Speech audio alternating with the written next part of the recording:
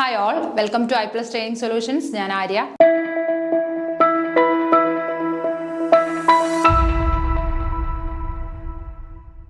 അപ്പോൾ നമ്മൾ SCERT text book സയൻസിൻ്റെ ടെക്സ്റ്റ് ബുക്ക് ആയിരുന്നു എക്സ്പ്ലെയിൻ ചെയ്തുകൊണ്ടിരുന്നത്. നമ്മളിപ്പോൾ എക്സ്പ്ലെയിൻ ചെയ്യുന്നത് 6ാം ക്ലാസ്സിലെ SCERT ടെക്സ്റ്റിൻ്റെ പാഠപുസ്തകമാണ്. 6ാം ക്ലാസ്സിലെ SCERT പുസ്തകമാണ് നമ്മൾ എക്സ്പ്ലെയിൻ ചെയ്യുന്നത്. അപ്പോൾ ഇന്ന് നമ്മൾ സംസാരിക്കാനായിട്ട് പോകുന്നത് 6ാമത്തെ പാഠമാണ്. ഓക്കെ, 6ാം ക്ലാസ്സിലെ തന്നെ 6ാമത്തെ ചാപ്റ്റർ ഏതാണ്? ഒന്നിച്ചു നിലനിൽക്കാം എന്ന് പറയുന്ന വളരെ ചെറിയൊരു ചാപ്റ്ററാണ്. അത്യാവശ്യം എന്താണ് ഫുഡ് ചെയിനും ഫുഡ് വെബും ഒക്കെ വരുന്ന ഒരു വളരെ ചെറിയൊരു പാഠഭാഗമാണ്. ഇതെല്ലാം എന്താണെന്നൊന്ന് ആവാസ വ്യവസ്ഥ എന്താണ്, അല്ലെങ്കിൽ എന്താണ് ഭക്ഷ്യശൃംഖല ജാലം, ഇതിനെക്കുറിച്ചൊക്കെ വളരെ ഡീറ്റെയിൽ എന്ന് പറയാൻ പറ്റില്ല, വളരെ ചെറിയ രീതിയിൽ മാത്രം എക്സ്പ്ലെയിൻ ചെയ്തു പോകുന്ന ഒരു ചാപ്റ്ററാണ്. ഓക്കെ, ചാപ്റ്റർ 6 ഒന്നിച്ചു നിലനിൽക്കാം. അപ്പൊ ആദ്യം നമ്മൾ പറയുന്നത് ജീവിയ ഘടകങ്ങളും അജീവീയ ഘടകങ്ങളും. ഓക്കെ, ഭൂമിയിലെ എല്ലാ ജീവികളും ജീവിക്കാനായി ജീവിയ ഘടകങ്ങളെയും അജീവിയ ഘടകങ്ങളെയും ആശ്രയിക്കുന്നു. ജീവിയ ഘടകങ്ങൾക്ക് ഉദാഹരണമാണ് സസ്യങ്ങൾ, ചെറുജീവികൾ. അപ്പോൾ ഭൂമിയിലെ ഏതൊരു ജീവജാലം ഉണ്ടെങ്കിലും അതിനെന്താണ് ജീവിയ ഘടകങ്ങളെയും അതേപോലെ തന്നെ എന്താണ് അജീവിയ ഘടകങ്ങളെയും ആശ്രയിച്ചാണ് എല്ലാവരും ജീവിക്കുന്നത്. അല്ലെ, ലിവിങ് തിങ്സിനെയും നോൺ ലിവിങ് തിങ്സിനെയും ഡിപ്പെൻഡ് ചെയ്തിട്ടാണ് നമ്മളെല്ലാവരും, ഇപ്പം മനുഷ്യരാണെങ്കിലും ഏത് ജന്തുവർഗമാണെങ്കിലും ജീവിക്കുന്നത്. എല്ലാത്തിൻ്റെയും ഹെൽപ്പ് വേണം. ഇപ്പം ജീവിയ ഘടകങ്ങളുടെയും സഹായം വേണം, അതേപോലെ തന്നെ അജീവിയ ഘടകങ്ങളുടെയും സഹായം വേണം ജീവിതം അല്ലെങ്കിൽ എന്താണ് ലൈഫ് നിലനിർത്താൻ വേണ്ടിയിട്ട്. ഓക്കെ, അപ്പൊ ജീവിയ ഘടകങ്ങൾക്ക് ഉദാഹരണമാണ് പറഞ്ഞ സസ്യങ്ങള്, ചെറുജീവികള്, ഇവയെല്ലാം അല്ലെ. ജീവിയ ഘടകങ്ങൾക്ക് ഉദാഹരണം ഏതൊക്കെയാണ്? സസ്യങ്ങളും ചെറുജീവികളും ഒക്കെയാണ്. അജീവിയ ഘടകങ്ങൾക്ക് ഉദാഹരണമാണ് ജലം, വായു, മണ്ണ്, സൂര്യപ്രകാശം, ഇതെല്ലാം അല്ലെ. ഇപ്പം ജലം, വായു, മണ്ണ്, സൂര്യപ്രകാശം ഇതെല്ലാം എന്താണ് അജീവിയ, അതായത് നോൺ ലിവിങ് തിങ്സ് ആണ് ഇതെല്ലാം. പക്ഷെ ഇവയുടെയൊക്കെ ഹെൽപ്പ് ഉണ്ടെങ്കിൽ മാത്രമേ എന്ത് ചെയ്യാൻ പറ്റുള്ളൂ, നമുക്ക് ജീവിക്കാനായിട്ട് പറ്റുള്ളൂ അല്ലേ.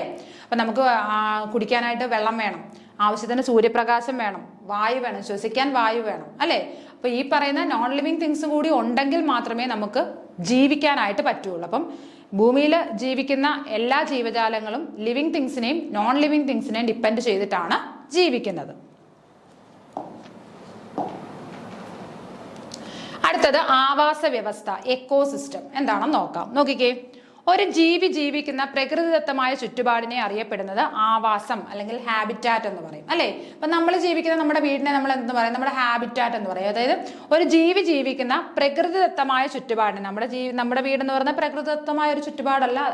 ഇൻ കേസ് നമുക്ക് എന്ത് പറയാം, നമ്മൾ ജീവിക്കുന്ന സ്ഥലമായിട്ട് നമ്മുടെ ഹാബിറ്റാറ്റ് ആണെന്ന് പറയാം അല്ലെ. അതേപോലെ തന്നെ ഒരു ജീവിക്കുന്ന പ്രകൃതിദത്തമായ ചുറ്റുപാടിനെയാണ് നമ്മൾ എന്തെന്ന് പറയുന്നത്? ഹാബിറ്റാറ്റ് എന്ന് പറയുന്നത്. ജീവിയ ഘടകങ്ങളും അജീവിയ ഘടകങ്ങളും ഉൾപ്പെടുന്നതും അവയുടെ പരസ്പര ബന്ധത്തിലൂടെ നിലനിൽക്കുന്നതുമായ സംവിധാനമാണ് ആവാസ വ്യവസ്ഥ. അപ്പൊ എന്താണ് ആവാസ വ്യവസ്ഥ എന്ന് പറഞ്ഞു കഴിഞ്ഞാൽ? ജീവിയ ഘടകങ്ങളും അജീവിയ ഘടകങ്ങളും ഉൾപ്പെടുന്നതും അവയുടെ പരസ്പര ബന്ധത്തിലൂടെ നിലനിൽക്കുന്നതുമായ സംവിധാനം. അപ്പോൾ ഒരു ജീവിക്ക് ജീവിക്കാൻ വേണ്ടുന്ന ജീവിയ ഘടകങ്ങളും അജീവിയ ഘടകങ്ങളും ഉണ്ട്. അതിന്റെ പരസ്പര ബന്ധത്തിലൂടെയുള്ള ആ ഒരു ജീവിതം മുന്നോട്ട് പോകുന്ന ആ ഒരു സിസ്റ്റത്തിനാണ് നമ്മൾ എന്തെന്ന് പറയുന്നത്? ആവാസ വ്യവസ്ഥ അല്ലെങ്കിൽ എക്കോസിസ്റ്റം എന്ന് പറയും. നമ്മൾ നേരത്തെ പറഞ്ഞു എന്താണ് ആവാസം എന്ന് പറഞ്ഞു കഴിഞ്ഞാൽ എന്താണ്? ഒരു ജീവിക്കുന്ന പ്രകൃതിദത്തമായ ചുറ്റുപാടിനെയാണ് നമ്മൾ ആവാസം അല്ലെങ്കിൽ ഹാബിറ്റാറ്റ് എന്ന് പറയുന്നത്. ഇനി ആവാസ വ്യവസ്ഥ എന്ന് പറഞ്ഞു കഴിഞ്ഞാലോ ജീവിയ ഘടകങ്ങളും അജീവിയ ഘടകങ്ങളും ഉൾപ്പെടെ എന്താണ് അവയുടെ പരസ്പര ബന്ധത്തിലൂടെ നിലനിൽക്കുന്ന ആ ഒരു വ്യവസ്ഥയ്ക്കാണ് എന്തെന്ന് പറയുന്നത്, അല്ലെ ആ ഒരു സംവിധാനത്തിനാണ് നമ്മൾ എന്തെന്ന് പറയുന്നത്? ആവാസ വ്യവസ്ഥ എന്ന് പറയുന്നത്. ഉദാഹരണമാണ് കുളം, മാവ്, വനം, വയല് തുടങ്ങിയവ. ഇതെല്ലാം എന്താണ് എക്കോസിസ്റ്റത്തിന് എക്സാമ്പിൾ ആണ്. കുളം എന്ന് പറയുന്ന ഒരു എക്കോസിസ്റ്റമാണ്, വയലൊരു എക്കോസിസ്റ്റമാണ്, മാവ് ഒരു എക്കോസിസ്റ്റമാണ്, വനം എന്താണ് മറ്റൊരു എക്കോസിസ്റ്റമാണ് അല്ലെ, ആവാസ വ്യവസ്ഥയാണ്. ഇതെല്ലാം എന്താണ് ഇവിടെ ജീവിയ ഘടകങ്ങളും ഉണ്ട്, അജീവിയ ഘടകങ്ങളും ഉണ്ട്. ഇവരുടെ എല്ലാം പരസ്പരം അങ്ങോട്ടും ഇങ്ങോട്ടുള്ള സഹായത്തോടെ, ലിവിങ് തിങ്സിന്റെയും നോൺ ലിവിങ് തിങ്സിന്റെയും സഹായത്തോടെ ജീവിച്ചു പോകുന്ന ആ ഒരു സംവിധാനത്തിന് പറയുന്ന പേരാണ് എന്തെന്ന് പറയുന്നത്? ആവാസ വ്യവസ്ഥ അല്ലെങ്കിൽ ഇക്കോസിസ്റ്റം. അപ്പൊ അതിന്റെ എക്സാമ്പിൾസ് ഒക്കെ ഒന്ന് ഓർത്തിരിക്കുക. അടുത്തത് ഭക്ഷ്യശൃംഖല, ഫുഡ് ചെയിൻ എന്താണെന്ന് നോക്കാം. ഒരു ആവാസ വ്യവസ്ഥയിൽ തിന്നുകയും തിന്നപ്പെടുകയും ചെയ്യുന്ന ജീവികളെ ശൃംഖലാ രൂപത്തിൽ ക്രമീകരിക്കുന്നതിനെയാണ് ഭക്ഷ്യശൃംഖല എന്ന് പറയുന്നത്. അപ്പോൾ ഒരു ആവാസ വ്യവസ്ഥയിൽ തിന്നുന്ന ജീവികളുണ്ട്, തിന്നപ്പെടുന്ന ജീവികളുണ്ട് അല്ലെ. മറ്റു പല ജീവികളെ ഭക്ഷിക്കുന്നവരുണ്ട്, അതേപോലെ എന്താണ് ഇരകളാവുന്നവരുണ്ട്. അപ്പോൾ ആവാസ വ്യവസ്ഥയിൽ ഇരകളും ഉണ്ട്, ഇരപിടിയന്മാരും ഉണ്ട്. അപ്പം ഈ രണ്ട് കൂട്ടരുടെയും ഈ രണ്ട് കൂട്ടത്തിലും വരുന്ന ജീവികളെ ഒരു ശൃംഖലാ രൂപത്തിൽ ക്രമീകരിച്ചു കഴിഞ്ഞു കഴിഞ്ഞാൽ അതിനെ നമുക്ക് എന്തെന്ന് പറയാം? ഭക്ഷ്യ ശൃംഖല എന്ന് പറയാം. ഓക്കെ, അപ്പം ഒരു ആവാസ വ്യവസ്ഥയിൽ തിന്നുന്നവരും ഉണ്ട്, ഇര പിടിക്കുന്നവരും ഉണ്ട്, ഇരയായിട്ടുള്ളവരും ഉണ്ട്. അപ്പൊ ഇവരെ നമ്മൾ ഒരു ശൃംഖലാ രൂപത്തിൽ ക്രമീകരിച്ചു കഴിഞ്ഞാൽ അതിനെ നമുക്ക് എന്തെന്ന് പറയാം? ഭക്ഷ്യ ശൃംഖല അല്ലെങ്കിൽ ഫുഡ് ചെയിൻ എന്ന് പറയാം. ഭക്ഷണ ശൃംഖലയിൽ ആദ്യ കണ്ണി ഹരിതസസ്യം. നമുക്കറിയാം അതായത് ഭക്ഷ്യ ശൃംഖലയിൽ ആദ്യത്തെ കണ്ണി എന്ന് പറയുന്ന ആരാണ്? ഹരിതസസ്യം. കാരണം എന്താണ്? ഹരിതസസ്യമാണ് ഉൽപാദകർ എന്നറിയപ്പെടുന്നത്, അല്ലെ? ഉൽപാദകർ അല്ലെങ്കിൽ പ്രൊഡ്യൂസേഴ്സ് എന്നറിയപ്പെടുന്ന ആരാണ്? ഹരിതസസ്യമാണ്. അതുകൊണ്ട് തന്നെ ഭക്ഷ്യ ശൃംഖലയിലെ ആദ്യത്തെ കണ്ണി ആരാണ്? ഹരിതസസ്യമാണ്. ഓക്കെ, ഭക്ഷ്യശൃംഖലയിലെ ആദ്യത്തെ കണ്ണി ഹരിതസസ്യം. ഭക്ഷ്യശൃംഖലകളുടെ അവസാന കണ്ണിയായി വരുന്നത് മാംസഭോജികൾ. അതേപോലെ ഭക്ഷ്യശൃംഖലയിലെ അവസാന കണ്ണികളായിട്ട് വരുന്ന ആരായിരിക്കും? എപ്പോഴും മാംസഭോജികളായിരിക്കും. ഹരിതസസ്യത്തിൽ നിന്ന് തുടങ്ങി മാംസഭോജിയിലായിരിക്കും എന്ത് ചെയ്യുന്നത്? ഈ ഒരു ഭക്ഷ്യശൃംഖല അവസാനിക്കുന്നത്. ഓക്കെ, അപ്പൊ ഭക്ഷ്യശൃംഖലയിലെ ആദ്യ കണ്ണി ഹരിതസസ്യമാണ്. അത് അവസാനിക്കുന്നത് എവിടെയായിരിക്കും? മാംസഭോജിയായിട്ടുള്ള ഏതെങ്കിലും ഒരു മൃഗത്തിലായിരിക്കും അവസാനിക്കുന്നത്.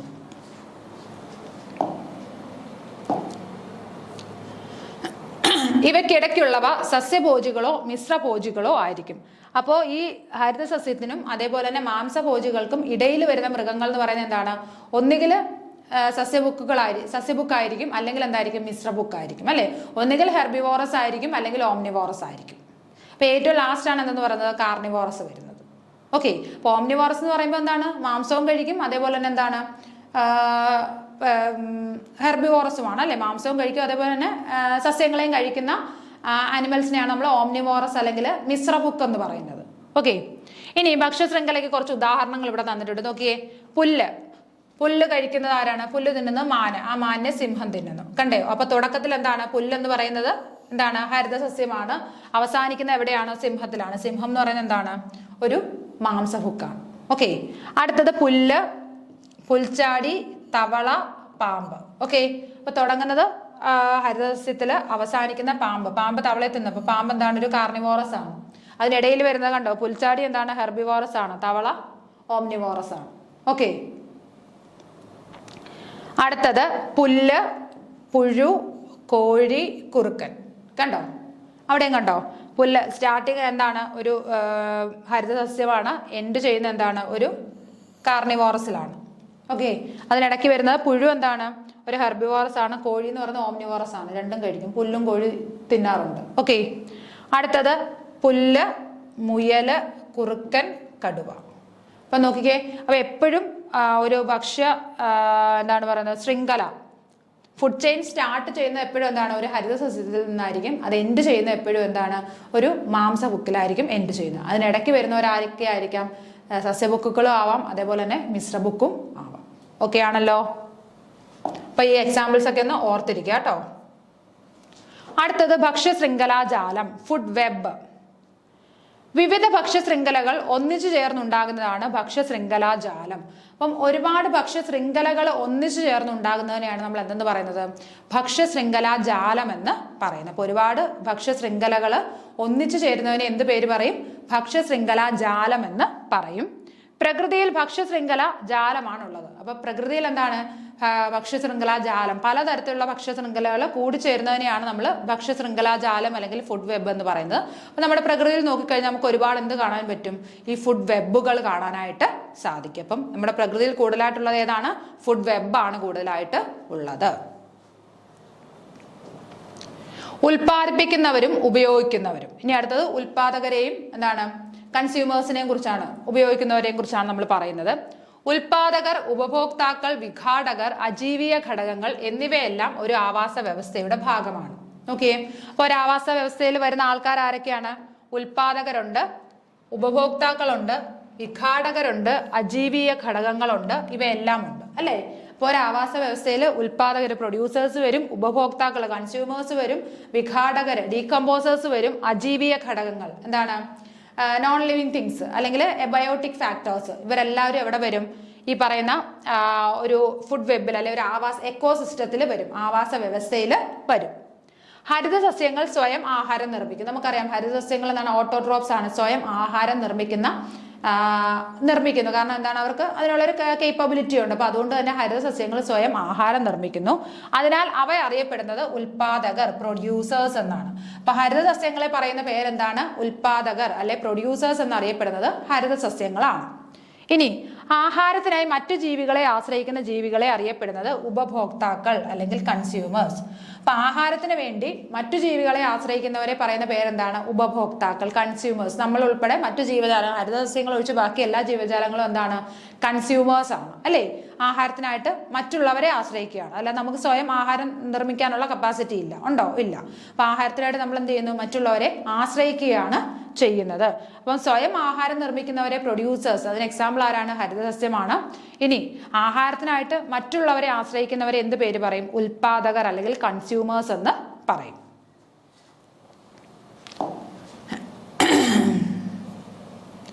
എല്ലാ ജീവികളിലും പ്രത്യക്ഷമായോ പരോക്ഷമായോ ആഹാരത്തിന് ഹരിതസസ്യങ്ങളെ ആശ്രയിക്കുന്നു. അപ്പൊ എന്താണ്? അപ്പൊ എല്ലാ ജീവികളും എന്താണ്? പ്രത്യക്ഷമായിട്ടോ അല്ല പരോക്ഷമായിട്ടോ, ഒന്നുകിൽ എന്താണ് ഡയറക്റ്റ് അല്ലെങ്കിൽ ഇൻഡയറക്റ്റ് ആയിട്ട് എന്ത് ചെയ്യുന്നുണ്ട്? നമ്മൾ ഹരിതസസ്യങ്ങളെ, എല്ലാ ജീവികളും, ഹരിതസസ്യങ്ങൾ ഒഴിച്ച് ബാക്കി എല്ലാ ജീവികളും ഹരിതസസ്യങ്ങളെ ഒരു തരത്തിൽ അല്ലെങ്കിൽ മറ്റൊരു തരത്തിൽ ആശ്രയിക്കുന്നുണ്ട്. അടുത്തത് വിഘാടകർ, ഡീകമ്പോസേഴ്സ്. ജൈവാവശിഷ്ടങ്ങളെ വിഘടിപ്പിച്ച് മണ്ണിനോട് ചേർക്കുന്ന സൂക്ഷ്മജീവികൾ. അപ്പൊ ജൈവാവശിഷ്ടങ്ങളെ വിഘടിപ്പിച്ചിട്ട് മണ്ണിനോട് ചേർക്കുന്ന സൂക്ഷ്മജീവികളെയാണ് എന്ത് പേര് പറയുന്നത്? വിഘാടകർ അല്ലെങ്കിൽ ഡീകമ്പോസേഴ്സ് എന്ന് പറയുന്നത്. വിഘാടകർ. അപ്പൊ ജൈവാവശിഷ്ടങ്ങളെ വിഘടിപ്പിച്ച് മണ്ണിനോട് ചേർക്കുന്ന ജീവികളെയാണ് വിഘാടകർ അല്ലെങ്കിൽ ഡീകമ്പോസേഴ്സ് എന്ന് പറയുന്നത്. ഉദാഹരണമാണ് ബാക്ടീരിയ, ഫംഗസ്. ഓക്കെ, അപ്പൊ വിഘാടകർക്ക് ഉദാഹരണം ഏതൊക്കെയാണ്? ബാക്ടീരിയയും ഫംഗസുമാണ്. ഓക്കെ, അപ്പൊ നമ്മൾ ആറേക കാര്യം പറഞ്ഞു. ഫസ്റ്റ് പറഞ്ഞത് പ്രൊഡ്യൂസേഴ്സ്, ഹരിതസസ്യങ്ങൾ, ആഹാരം സ്വയം നിർമ്മിക്കാൻ കപ്പാസിറ്റി ഉള്ള അല്ലെ സ്വയം നിർമ്മിക്കുന്ന ആൾക്കാരാണ് ഹരിതസസ്യങ്ങൾ എന്ന് പറഞ്ഞത്. രണ്ടാമത് നമ്മൾ പറഞ്ഞ ആരാണ്? കൺസ്യൂമേഴ്സിന്റെ കാര്യമാണ് അല്ലെ. ആഹാരത്തിന് വേണ്ടി മറ്റുള്ള അവരെ ആശ്രയിക്കുന്നവരെയാണ് കൺസ്യൂമേഴ്സ് എന്ന് പറയുന്നത്. ഇനി മൂന്നാമത്തത് ആരാണ്? ഡീകമ്പോസേഴ്സ്. ഡീകമ്പോസേഴ്സ് എന്ന് പറഞ്ഞു കഴിഞ്ഞാൽ എന്താണ്? എന്താ പറയുന്നത്? അവശിഷ്ടങ്ങളെ അല്ലെ, അവശിഷ്ടങ്ങളെ വിഘടിപ്പിക്കുന്ന ആൾക്കാരെയാണ് നമ്മൾ എന്തെന്ന് പറഞ്ഞത്? ഡീകമ്പോസേഴ്സ്. ജൈവാവശിഷ്ടങ്ങളെ വിഘടിപ്പിച്ച് മണ്ണിനോട് ചേർക്കുന്ന ആൾക്കാരെയാണ് ഡീകമ്പോസേഴ്സ് അല്ലെങ്കിൽ വിഘാടകർ എന്ന് പറയുന്നത്. അതിന് ഉദാഹരണമാണ് ബാക്ടീരിയയും ഫംഗസും ഒക്കെ. ഓക്കെ, അടുത്തത് വിഘാടകരുടെ പ്രവർത്തന ഫലമായി ജൈവാവശിഷ്ടങ്ങൾ വിഘടിപ്പിക്കപ്പെടുമ്പോൾ ഉണ്ടാവുന്ന പോഷക ഘടകങ്ങൾ സസ്യങ്ങളുടെ വളർച്ചയ്ക്ക് വീണ്ടും ലഭ്യമാകുന്നു. അപ്പൊ ഈ വിഘാടകർ, ഈ ബാക്ടീരിയയും ഫംഗസും ഒക്കെ എന്തെങ്കിലുമൊക്കെ സാധനങ്ങൾ വിഘടിപ്പിച്ച് മണ്ണിനോട് ചേർക്കുമ്പോൾ അതെന്തായിട്ട് മാറും? പോഷക ഘടകങ്ങളായിട്ട് മാറിയിട്ട് ഈ സസ്യങ്ങൾ എന്ത് ചെയ്യുന്നു? അത് വലിച്ചെടുത്ത് അവരുടെ വളർച്ചയ്ക്ക് ആവശ്യമായിട്ടുള്ള സാധനം വലിച്ചെടുക്കുന്നു. ഓക്കെ, അപ്പൊ ഈ വിഘാടകർ എന്തെങ്കിലും ഒരു സാധനം വിഘടിപ്പിക്കുന്ന സമയത്ത് അതിൽ നിന്ന് കുറെ പോഷക ഘടകങ്ങൾ കാണും. അത് സസ്യങ്ങൾ എന്ത് ചെയ്യും? മണ്ണിൽ നിന്ന് ഈ പോഷക ഘടകങ്ങൾ വലിച്ചെടുക്കുന്നു. എന്തിനു വേണ്ടിയിട്ട്? അവരുടെ വളർച്ചയ്ക്ക് വേണ്ടിയിട്ട്. ഓക്കെ, പ്രകൃതിയിൽ ഇടപെടുമ്പോൾ ആവാസ വ്യവസ്ഥയുടെ നാശത്തിന് കാരണമാകുന്ന മനുഷ്യ പ്രവർത്തനങ്ങൾ, അതൊക്കെ നമുക്ക് വ്യക്തമായിട്ട് ചിലപ്പോൾ സ്റ്റേറ്റ്മെന്റ് വൈസ് ക്വസ്റ്റ്യൻ ഒക്കെ ചോദിക്കാൻ സാധ്യതയുള്ളതാണ്. ഇപ്പം ഈ ആവാസ വ്യവസ്ഥയായിട്ട് ബന്ധപ്പെട്ട് ചിലപ്പോൾ ഇങ്ങനെയൊക്കെ ക്വസ്റ്റ്യൻസ് ചോദിക്കുക. അപ്പൊ അതിൽ ശരിയേത് തെറ്റേത് എന്നുള്ള രീതിയിൽ ചോദിക്കാം. നോക്കിക്കേ, അപ്പൊ മനുഷ്യന്റെ കടന്നുകയറ്റം മൂലം ആവാസ വ്യവസ്ഥയ്ക്ക് ഉണ്ടായ മാറ്റങ്ങളാണ് പറയുന്നത്. അതായത് വനനശീകരണം, കുന്നിടിക്കല്, നിലം നികത്തല്, ക്വാറികളുടെ നിർമ്മാണം, ജലമലിനീകരണം, മണലൂറ്റ്. ഇപ്പം വനം എന്താണ് ജനസാന്ദ്രത അല്ലെങ്കിൽ എന്താണ് ആൾക്കാരുടെ എണ്ണം കൂടിയപ്പോൾ എന്താ താമസിക്കാൻ സ്ഥലമില്ലാഞ്ഞിട്ട് എന്ത് ചെയ്യുന്നു? വനം നശിപ്പിച്ചും അതേപോലെ തന്നെ മറ്റു പല ആവശ്യങ്ങൾക്കായിട്ടും വനനശീകരണം. അതേപോലെ തന്നെ കുന്നുകളൊക്കെ ഇടിച്ചിട്ട് പല ഫാക്ടറികളും എന്താണ് പല കാര്യങ്ങളും നിർമ്മിക്കാനായിട്ട് കുന്നുകൾ ഇടിക്കുന്നു. നിലം നികത്തി വീടും എന്താണ് പറയുന്നത് മറ്റു പല കാര്യങ്ങൾ പണിയുന്നു. ക്വാറികളുടെ നിർമ്മാണം, പാറയുടെയൊക്കെ ആവശ്യത്തിനായിട്ട് ക്വാറികൾ ഒരുപാട് നിർമ്മിക്കുന്നു. വീടും ഓരോ ബിൽഡിങ്ങുകൾ പണിയണമെങ്കിൽ പാറ ആവശ്യമാണ് അല്ലേ. അപ്പൊ അതിനു വേണ്ടിയിട്ട് ക്വാറികളുടെ നിർമ്മാണം. പിന്നെ ജലമലിനീകരണം, എന്താണ് ആൾക്കാരുടെ എണ്ണം കൂടുമ്പോൾ മലിനീകരണവും എവിടെയാണെങ്കിലും കൂടും അല്ലേ. അപ്പൊ നമ്മൾ സിറ്റികളെ അപേക്ഷിച്ച് നമ്മുടെ നാട്ടിൻപുറമാണെങ്കിൽ അവിടെ മലിനീകരണം വളരെ കുറവാണ്. സിറ്റിയിൽ ആൾക്കാരുടെ എണ്ണം കൂടുതലാണ്, മലിനീകരണം കൂടുതലാണ്. എന്നാൽ ഗ്രാമപ്രദേശത്തേക്ക് വരുമ്പോഴോ മലിനീകരണം കുറവാണ് അല്ലേ. അതുപോലെ മണലൂറ്റ്, നദികളിൽ നിന്ന് മണൽ വാരുന്നത്, ഇതെല്ലാം എന്താണ് മനുഷ്യന്റെ കടന്നുകയറ്റം മൂലം ആവാസ വ്യവസ്ഥയ്ക്ക് ഉണ്ടാകുന്ന പല ദോഷങ്ങളാണ് ഇവിടെ പറഞ്ഞത്. ഓക്കെ, അപ്പൊ ഇത്രയും കാര്യങ്ങളേ ഉള്ളൂ ഈ ഒരു ചാപ്റ്ററിൽ പറയാനായിട്ട്. വളരെ സിമ്പിൾ ആയിട്ടുള്ളൊരു ചാപ്റ്റർ ആയിരുന്നു. ആവാസ വ്യവസ്ഥ, അതേപോലെ പ്രൊഡ്യൂസേഴ്സ്, കൺസ്യൂമേഴ്സ്, ഡീകമ്പോസേഴ്സ്, ഇത്രയും കാര്യങ്ങൾ മാത്രമേ ഇതിനകത്ത് നമുക്ക് പറയാനായിട്ടുള്ളൂ. ഫുഡ് വെബും ഫുഡ് ചെയിനും ഏകദേശം ഒരു 5 ടോപ്പിക്ക് മാത്രമേ ഇതിനകത്ത് നമുക്ക് ഡിസ്കസ് ചെയ്യാനായിട്ടുള്ളായിരുന്നു. പിന്നെ എക്സാമ്പിൾസ് ഒക്കെ എല്ലാവരും ഓർത്തിരിക്കുക, നന്നായിട്ട് പഠിക്കുക. മറ്റൊരു വീഡിയോയിൽ വീണ്ടും കാണാം. Okay, thank you.